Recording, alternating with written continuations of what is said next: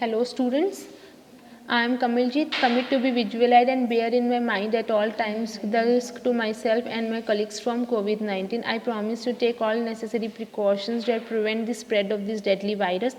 I promise to follow and encourage others to follow the key COVID appropriate behaviors, to always wear a mask, especially when in public places, to maintain a minimum distance of 6 feet from others, to wash my hands frequently and thoroughly with soap and water. Together we will win this fight against COVID-19. Thank you. Hello students, welcome to chemistry class. In previous class बच्चा we will discuss up to sublimation. We will discuss about the three states of matter. Today we will start solid, liquid and gas, a comparative study. Now you have seen that आपको पता है कि जो matter है वो exist करता है three state में, solid, liquid and gas. For example water का ही है बेटा. वाटर को अगर सॉलिड में आइस है, लिक्विड है तो वाटर है, और गैस है तो वेपर है. जो मॉलिक्यूल्स हैं थ्री स्टेट्स के, वो स्टेट्स के बेटा वो भी सेम है. अब उनमें डिफरेंस क्या होगा? Now look at this arrangement of molecules in three states of matter. First, in solid the molecules are closely, solid में जो मॉलिक्यूल्स है वो क्लोजली पैक्ड है. उनमें कोई their position are almost fix, इनकी जो पोजीशन है एकदम फिक्स है, कोई इधर उधर मूव नहीं करेगा. ठीक है, इनकी एक प्रॉपर शेप है और फिक्स वॉल्यूम है. For example, brick, a piece of chalk and a metallic pot does not change its shape or volume of its own. They take the shape of the container they are kept in. अब definitely बेटा मतलब कि जो solid, अगर आप for example water का ही लेते हैं, आपने एक वेसल में वाटर लिया और उसको फ्रीज कर दिया तो उसने एक शेप बना ली. अब वो क्या इधर उधर शेप चेंज हो जाएगी जब तक उसको टेम्परेचर नहीं देंगे हम? नहीं होगी ना. तो वो एक फिक्स शेप हो गई है. लिक्विड में जो मॉलिक्यूल्स हैं वो क्लोजली पैक नहीं होते हैं एज कम्पेयर टू सॉलिड. इनकी जो शेप है वो ईजिली मतलब चेंज हो जाती है. आप वाटर को लो, किसी भी वेसल में डालो, उसमें उसकी शेप क्या हो गई बेटा? चेंज हो गई शेप. इन गैशियस में क्या होता है? ग्रेटर डिस्टेंस फ्रॉम, अब जिसमें जो मॉलिक्यूल्स हैं इनमें बहुत ज़्यादा ग्रेटर डिफरेंस है. ठीक है, अब यहाँ के जो मॉलिक्यूल्स है वो फ्रीली मूव कर सकते हैं ना. ये मॉलिक्यूल्स कर सकते हैं, मूव नहीं कर सकते, बट ये कर सकते हैं. इनकी कोई फिक्स शेप नहीं होती है. क्या आप गैस की कोई शेप होती है? नहीं होती है. They take the shape and the volume of the container. अब जैसे बैलून में आपने हवा भरी, वो बैलून की शेप में हो गया. ठीक है, व्हीकल्स में हवा भरी, व्हीकल्स की शेप में हो गया.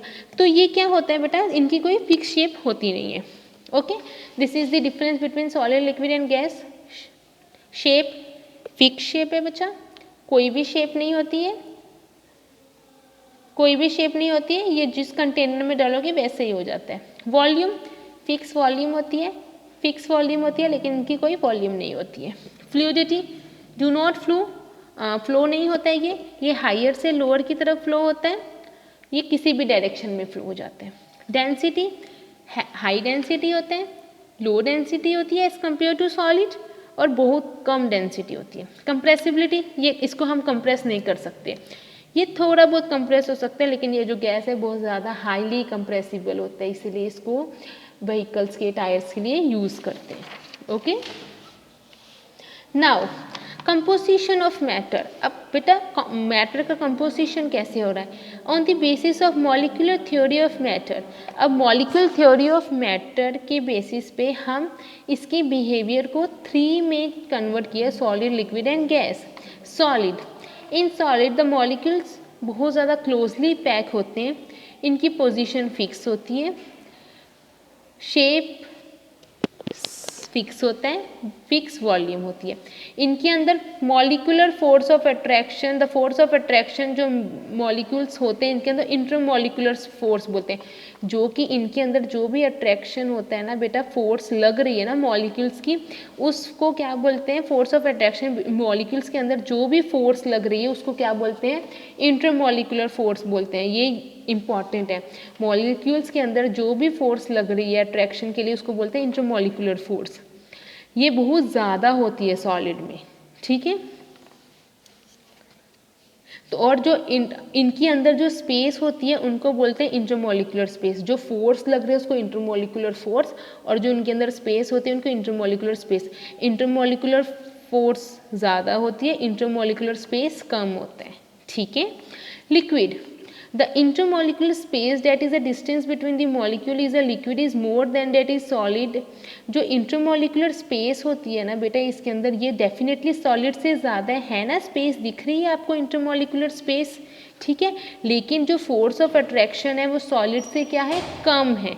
यहाँ पर फोर्स ऑफ अट्रैक्शन ज़्यादा था इसलिए मॉलिक्यूल्स को ज्वाइन करके रखा था, यहाँ पर फोर्स ऑफ अट्रैक्शन कम है इसलिए मॉलिक्यूल्स थोड़ा मूव कर रहे हैं, ठीक है। और जब हम लिक्विड को हीट करेंगे जो मॉलिक्यूल्स एक्वायर करेंगे एनर्जी और वो मूव करने लग जाएंगे एक जगह से दूसरी जगह। ना गैशियस स्टेट में क्या होता है, यहाँ पर जो मॉलिक्यूल्स है बहुत ज़्यादा फास्टली मूव करते हैं। एवरेज स्पीड कितनी होती है, 1600 किलोमीटर पर आवर की स्पीड में गैशियस मॉलिक्यूल्स मूव करते हैं। The molecules are separated from one another by wide intermol, जो मॉलिक्यूलर स्पेस है डेफिनेटली वो बहुत ज़्यादा है as compared to liquid and solid. इसमें मॉलिक्यूलर फोर्स बहुत ज़्यादा है, यहाँ पास मॉलिक्यूलर फोर्स कम है, यहाँ पास बहुत ज़्यादा कम है।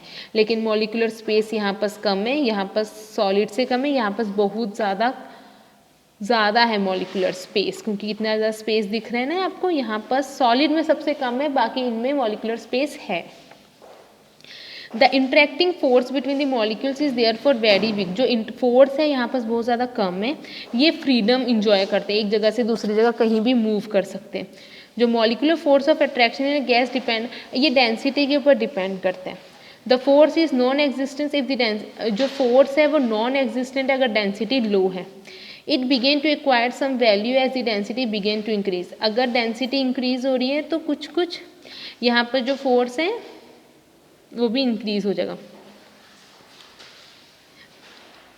Hence a gas is neither a definite volume or not a definite, इसीलिए गैस की ना कोई वॉल्यूम होती है ना कोई शेप होती है, क्योंकि जो मॉलिक्यूल्स है वो मूव करते रहते हैं। जब गैस को हमने कूल किया, जो मॉलिक्यूल्स हैं वो डिक्रीज होने लगे। जब गैस को हम कूल करते जो मॉलिक्यूल्स डेफिनेटली डिक्रीज हो जाएंगी, डेंसिटी इंक्रीज हो जाएगी।